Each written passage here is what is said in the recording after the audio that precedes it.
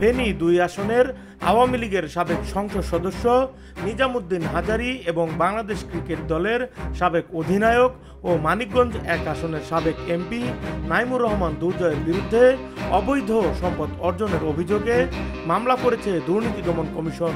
বুধবার দুদকের ঢাকা ১ কার্যালয়ে আলাদাভাবে মামলা দুটি করা হয়।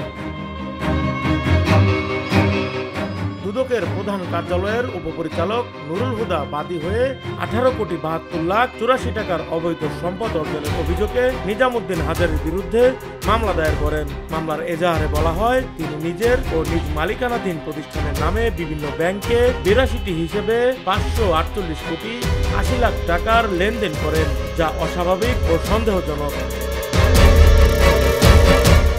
দুদকের মহাপরিচালক ও মুখপাত্র আক্তার হোসেন গণমাধ্যমকে এসব তথ্য জানিয়েছেন। তিনি বলেন, দুর্নীতির সুনির্দিষ্ট তথ্য প্রমাণের ভিত্তিতে তাদের বিরুদ্ধে মামলা করা হয়েছে। আসামিরা এমপি থাকাকালে ক্ষমতার অপব্যবহার করে জ্ঞাত আয়ের উৎস বহির্ভূত সম্পদ অর্জন করেছেন।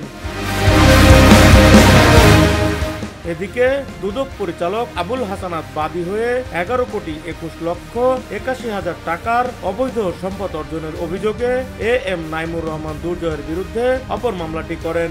মামলার এজাহারে বলা হয়, তিনি অপরাধমূলক অসদাচরণ ও ক্ষমতার অপব্যবহারের মাধ্যমে মানিকগঞ্জ পাওয়ার জেনারেশন লিমিটেড থেকে 4,22,00,000 টাকা গ্রহণ করেছেন। নিজের নামে বিভিন্ন আর্থিক প্রতিষ্ঠানের 13টি ব্যাংক হিসাব এবং ব্যবসা প্রতিষ্ঠানের 9টি ব্যাংক হিসাবে 47,19,00,000 টাকা জমা করেন। উত্তোলন করেন 46,46,61,000 টাকা। অনুসন্ধানে এটি সন্দেহজনক লেনদেন হিসেবে প্রমাণ মিলেছে।